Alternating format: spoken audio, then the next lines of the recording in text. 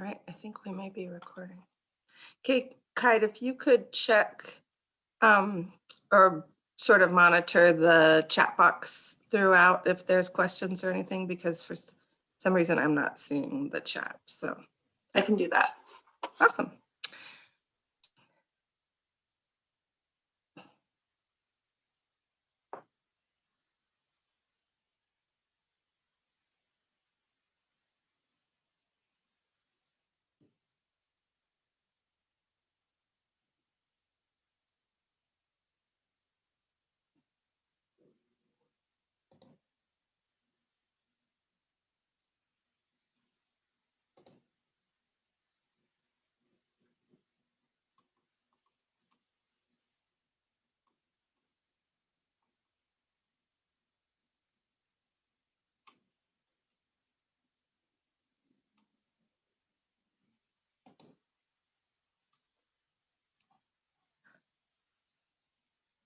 Julie Rose, welcome from Matsu School District.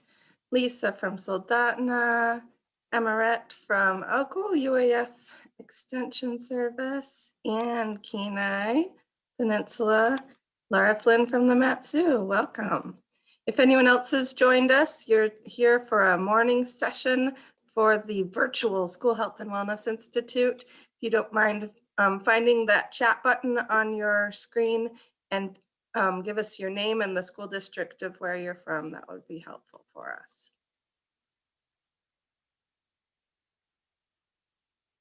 If you're from a school district, it could be that you're from somewhere else.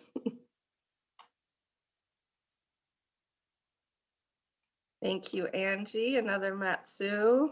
Love to see Matsu in the house.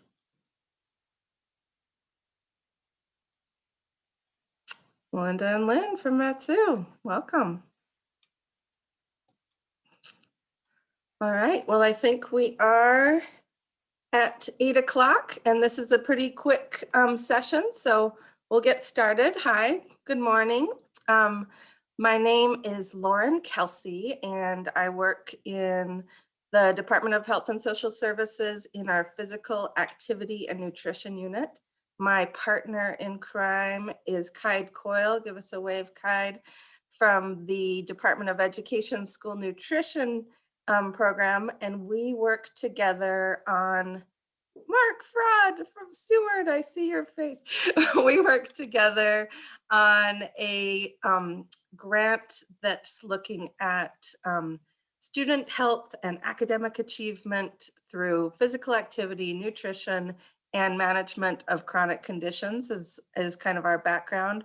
And today, this is just a kind of quick rah-rah for the importance of physical activity, especially during times like this pandemic, for stress relief and good mental health.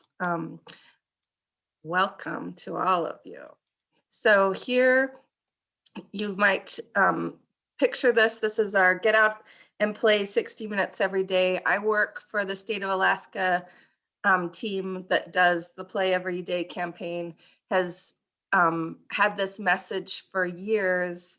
And right now, this is a picture of kids up at a North Slope school, running and playing, heading out to recess. We know and recognize that we're at a challenging time right now where either some schools might be totally closed still, other schools have had to do mitigation where you don't see just this wild running out and having to figure out how to do things in a different way during the pandemic. But we just wanted to have this session a little bit more on why it still is important, and maybe more so, to work systems to incorporate physical activity into the everyday classroom during this pandemic. So an overview of our quick time together today. We'll do a little bit about from what the science shows from physical activity guidelines for Americans on the benefits of physical activity, a teeny bit about what are the guidelines for school-age children and adolescents. And then, since I know a lot of you guys are actually educators, wanted to spend a little more time on kind of resources and techniques of what you can do in your classrooms to support having physical activity during the day, even if, you know, you're having to keep kids kind of isolated into smaller areas. So a little bit about that. I am fairly informal, and we're a pretty small group. What can you see, Kite? Are we like, you know, we're less than 20, I would say. So if people We're at want 13 right now. 13. So feel free to, you can use your raise your hand button, or you could just unmute and ask a question if you have something, but we'll try to have a time for, you know, questions as well. All right, anyone have anything they'd want to throw out right now of a question or something that they were hoping to touch in on today? All right. So back to one of our guidance documents, the Guidelines for Americans. A lot of these pieces, I think, are fairly well known. We know that being physically active builds your strong bones and helps you keep a healthy weight, keeps your heart healthy, strong muscles. Some of the things lower down on the list might not be as well known. Reducing chances, even in youth, being physically active can reduce your chance for later on diseases like diabetes or high blood pressure. Reducing risk for depression is a big one. And then improving cognition, including your memory, attention, and academic performance, are all really important when we are thinking about a school setting as well. This picture, I feel like I share a fair amount, so it might not be new to you, but if it is, I feel like it's a nice visual. It shows brain scans of two kids taking the same test. This kid on the left is after 20 minutes of sitting quietly, where the blue areas of the brain are the least active. This kid on the right is just after, you know, moderate physical activity, just walking for 20 minutes before the test, looking how much more of the brain is engaged. I think just can be a nice visual to show why it's important to, even if you have to take a little bit of time away from an academic subject, you're probably going to get more bang for your buck because the kids are going to be ready to go. Similarly, for adults, this is, they state this for adults because it's what we've had actual like clinical trials and studies on, but improving quality of life by reducing anxiety, reducing chances of depression, improving sleep. I feel like those are all things for those of us who are teachers, parents, educators during this time to know that being physically active can immediately, not, these aren't even only if you have like meet the full 150 minutes in the week. You can have immediate reductions of anxiety, immediate better sleep the very night. It doesn't have to be like a certain amount of hours before you go to bed. Just being active during the day can help these things, which I know are all important right now. One slide, I'm not going to go too far into it, but our 60 minutes every day is because that is the recommendation for what kids and teens need. You're wanting that to be mostly something that gets their heart beating faster, but then you can see about 3 times a week you want to be incorporating in some muscle strengthening activity, swinging on monkey bars, climbing push-ups, and some bone strengthening activity that can be running, jumping, bouncing a ball. So you want to have a little bit of a combination of variety of fun ways to move is kind of the focus. Walk, run, dance, play. What's your move? Mix it up a little bit. One last piece that I feel like I wanted to point to on the recommendations, newest in this latest physical activity guidelines for Americans, they made kind of a big deal about this, the risk of sedentary behavior, just sitting most of the day, showing risks of both death, heart disease, diabetes, and several cancers. And that there used to be this kind of discussion of like, oh, do you need to be at least 10 minutes of getting your heart rate up before you get the benefits? Do you need to have, a minimum time? And they're really seeing that more and more, it's just any activity counts, that you don't have to have like at least 10 minutes to put into place. Well, that would be is useful and helpful. Um, Incorporating short little bursts of activity. So like even those of you who have your cameras up, you're sitting on a webinar, it's fine just to, get up and sort of move around a little bit while you're doing it. If we all do it, then the person doesn't seem quite as weird and like you're breaking the norm to move. So encouraging people to move as throughout the day is important. All right, so back to our simple reminder for kids. We want to give a few resources of both local and national resources that can help support physical activity for kids and at home. So one, the Healthy Futures Challenge is a partner that we've had for a long time, and we always like to encourage just if someone is in the elementary setting and hasn't been a part of them, there's a current challenge going, I think, through April. Fill out a log. The students get prizes for participating even during this time. There's an online fillable that kids can do it at home and a teacher doesn't have to be a part of it. But physical activity logs are kind of just a good tool for tracking how much activity you've done, help set goals. And so even if you're not going to eventually turn it in for the little plastic prize, it can be a good tool for getting a habit in place. So that's one. And then another organization that I don't know is quite as well known in Alaska, but is a really rich resource in a lot of places. Shape America, it's Society of Health and Physical Educators. They have this Health Moves Minds that does a really good job of incorporating kind of the social emotional learning and physical health. Lots of free resources for both teachers and families.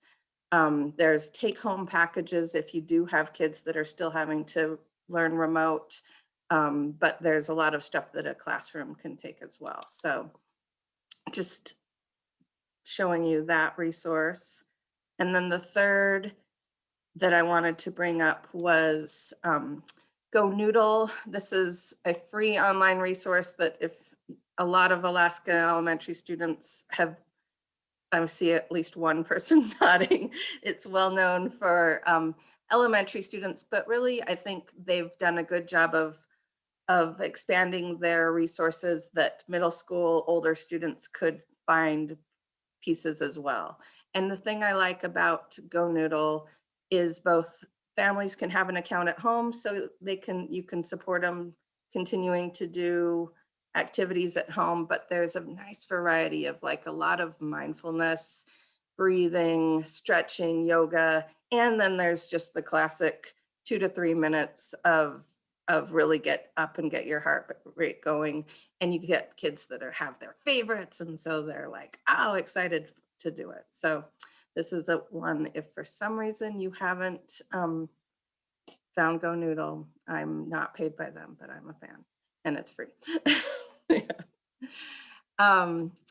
But the piece that I wanted to spend a little bit of time with today, just where we were each kind of tasked to say like, hey, you're going to have some time to talk with real educators and let's think about a skill that they could develop to don't just tell them about why physical activity is important, which is good to know too, but we wanted to talk about just a few techniques to include physical activity time in your regular classroom schedule. I think back to that any activity counts, we want to say it doesn't, sometimes people are like, well, I have to have an extra recess or it's the PE time. And so think outside of those big hunks of PE and recess and include some time for physical activity on your schedule. I think the kind of rule of thumb that we go for is trying to say 10 minutes of every hour should be not only should be, it doesn't always have to be completely physically active, but maybe just a break, a brain break from getting strict instruction. And if you can build in something that's a movement during those 10 minutes will boost your kids' learning even more. So I don't know how many people have one of these like activity trackers. They oftentimes can be set to give you a little buzz at 10 minutes before the hour to kind of give you an alert that it might be time to take a minute. Um, if you are moving a lot around your classroom and you've gotten more than your whatever 250 steps, you might need to like actually set a timer. But having just some physical reminders to say like, hey, this is a time where maybe we should pause what we're doing and get a little bit of movement in. But I also wanted to, with this using physical activity with your regular transitions, I know that even like a 3-minute GoNoodle can sometimes feel like just too much to add in. And so, and one of the hesitations or barriers we hear from teachers is sometimes that they think kids are going to get off task, they're going to get all riled up, and then it's going to be hard to bring them back to attention and working on what we need to do next academically.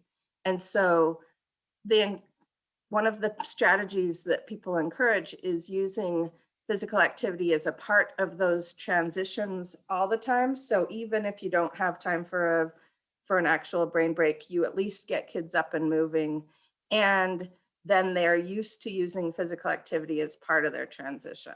So I wanted to spend a little bit of discussion around this, and this might be, we'll see, because it's hard to get people to go off mute sometimes, but wanted to see what people's go-to attention grabber, the routine that you do in your class to let kids know either their side discussions are getting too strong or we need to make a transition, let kids know that it's time to perk up and refocus. Like my little images here, some people sometimes do the lights on and off, raise your hand if that's a technique you use. If you can hear my voice, clap once. If you can hear my voice, clap twice. Oftentimes people will do some sort of a call and response type of thing that brings the kids to attention. And I was encouraging people of how can you tweak these pieces to involve more action. Oftentimes something like if you can hear my voice, clap once, that gets people's attention. If you can hear my voice, clap twice, stand up. If you can hear my voice, reach to the sky, be seated. Working in just a little bit of time to get those kids up and wiggling as that normal transition might be a routine here. I'm going to pause before I go into the other ones, but does anyone else on the line have like a thing that they tend to do to get the attention of their students that they'd be willing to share with the group, and we could brainstorm the tweak of how to make that more active? Think to us, I'm going to give you guys, I'm not always good at silence, but I'm going to give you a minute or two to think of the thing that you do, and then see if you can either put yourself on, take yourself off mute and say it, or I'm happy to look in the chat too. I see a nice comment from Jocelyn with high school students who are mostly on computers. We need to also remember a 2020 rule to prevent eye strain.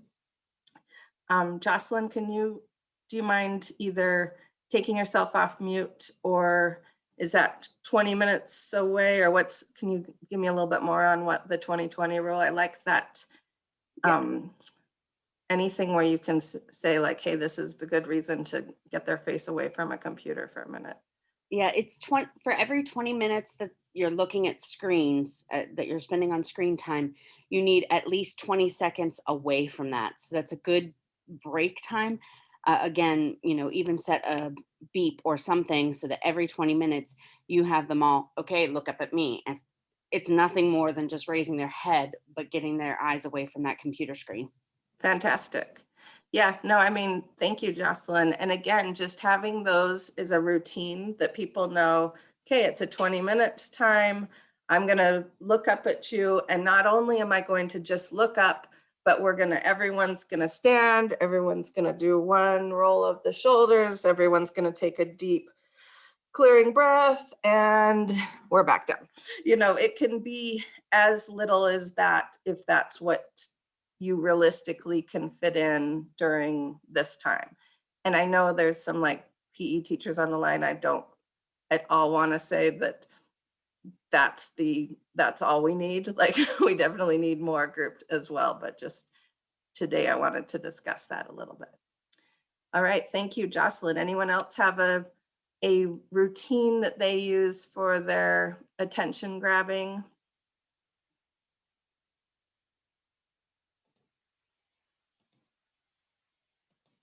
I'll share a couple more then if not. Kai, do you have one that you've seen? My go-to when I was teaching preschool was the 1, 2, 3, but I just said 1, 2, and they'd say eyes on you.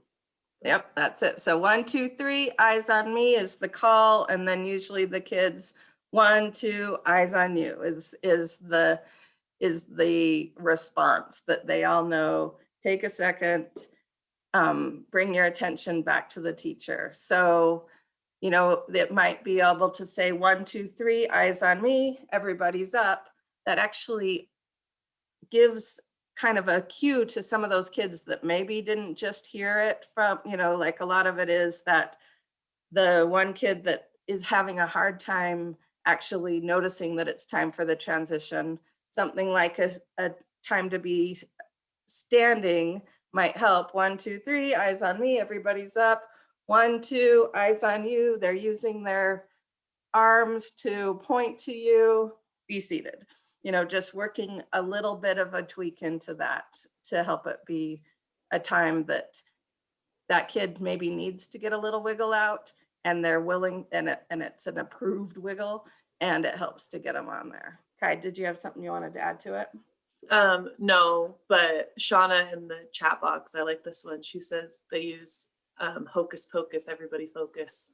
Ooh, so let's think hocus pocus, hocus pocus, somehow that you've used some body movement into it. Hocus pocus, everybody focus. Thank you, Shauna. I haven't seen that one. This third one here would be for your Hamilton fans. My daughter's fourth grade teacher would do, ladies and gentlemen, and all the kids in the class, here comes the general. And if one time wasn't enough, the pride of Mount Vernon, here comes the general. That lends itself nicely to standing at attention, a little marching, George Washington, sit down. So piecing together your routines so the attention grabbers have a reason to get up and move. Not only will give just a little bit more physical activity in your everyday classroom time, but also might help. And if you share ideas like this with other staff at your school who didn't show up to this type of session, so might be even more resistant to having classroom activity, physical activity breaks. Once you know that moving can be the thing to get your kids back attention to you and sit down, then let's say you do a 3-minute GoNoodle Maximo salsa dancing. At the end of it, 1, 2, 3, eyes on me, they've got their routine and they can transition back. It's kind of one of our hopes to put there. Anyone else who I see another comment? I had a music teacher who changed the attention getter every day And it also helped keep more focus. It wasn't just one rote movement. So yeah, having a variety. And oh, I love even the fact that you just said a music teacher. A lot of times people will use music as a transition. Setting the norm that encourages kids to get up and wiggle and be silly. Some kids are maybe not gonna to really break out dancing, but others will as it becomes more and more of a classroom norm.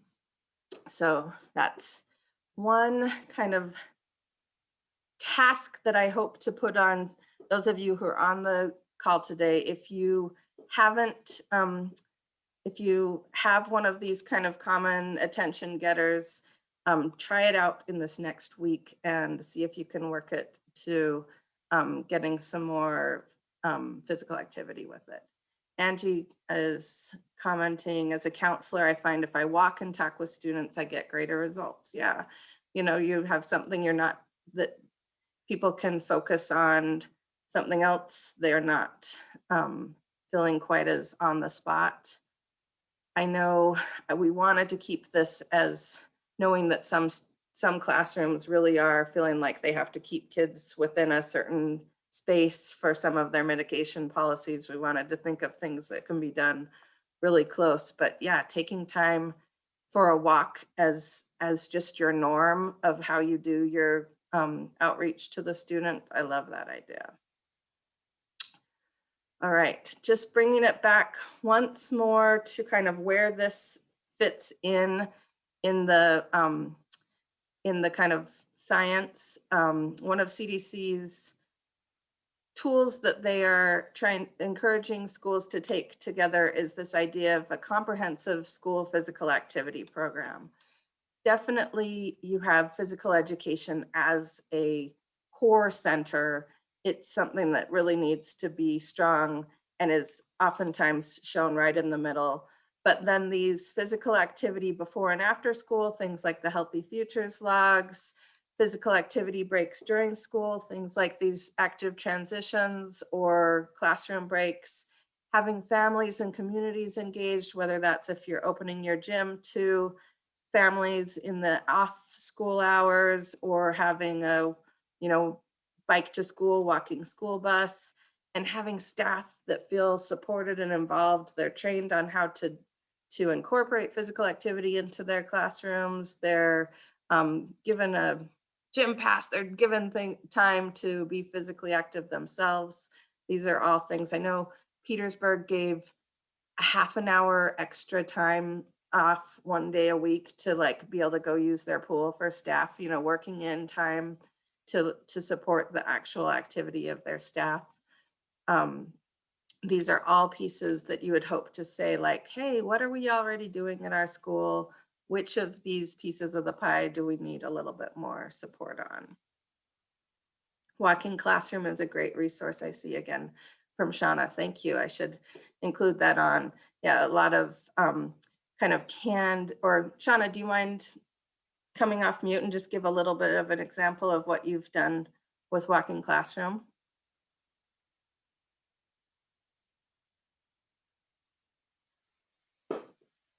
If you can figure out the button, there should be a little unmute. Ask to unmute. Okay, maybe she can't come off mute, but I'm using it in her after school program. Yeah, they'll have, from my experience with them, a topic that you can look up and it fits into your curriculum, and they have it as a sort of podcast walking activity to go together. But I should look into it more as well. If anyone else is on the line who loves Walking Classroom, let me know, because I love hearing and learning from each of us too. All right, we're almost to the end of our time and we're almost to the end of the slides. This is kind of just a common, bringing you back to why it's important for educators who know that they're trying to support the academic growth of their students but just reminding yourself that it is a good use of your time, that both good nutrition, having time for breakfast in the classroom, perhaps, having strong nutrition breaks and good physical activity can contribute both to fewer behavioral problems, lower absenteeism, higher graduation rates, and higher test scores. These are all like things that have been studied and shown that taking time, even if it takes away time from academics to support nutrition and physical activity, can be a win-win. And we know that healthy youth taking time to have good physical or good habits as a youth helps to grow into healthy adults. And then we have less chronic disease, which makes everyone happy. Just wanted to point out, I had said we're part of the Play Every Day program. There are blogs that our program puts out that support like, hey, this is what one classroom is doing, or quite a bit around COVID-19 right now. If you're not hooked into Play Every Day, it's playeveryday.alaska.gov or Facebook at Play Every Day AK. That's my alarm saying I should be getting ready to stop. And you just click on the subscribe to announcements. You won't get a ton of spam. It's probably only a couple times a week. So that's something to consider. Sorry.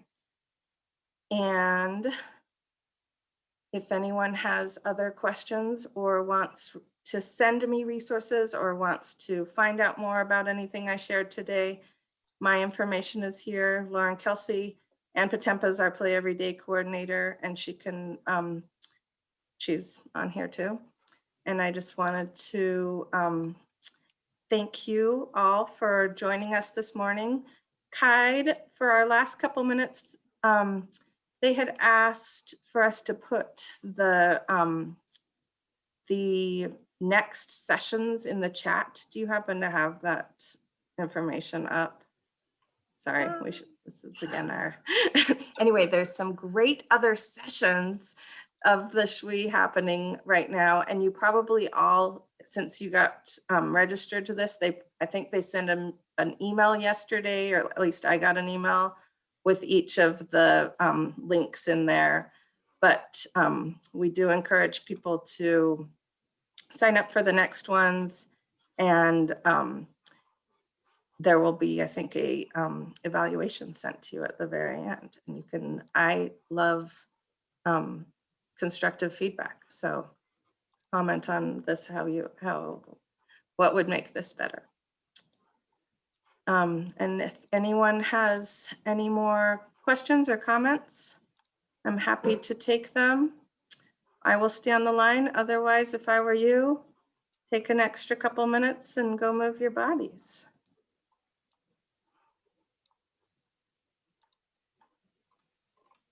Oh, I see one more. We're hoping to create a walking club socially distanced since our program is still not in person. Oh, neat. So Thank it you.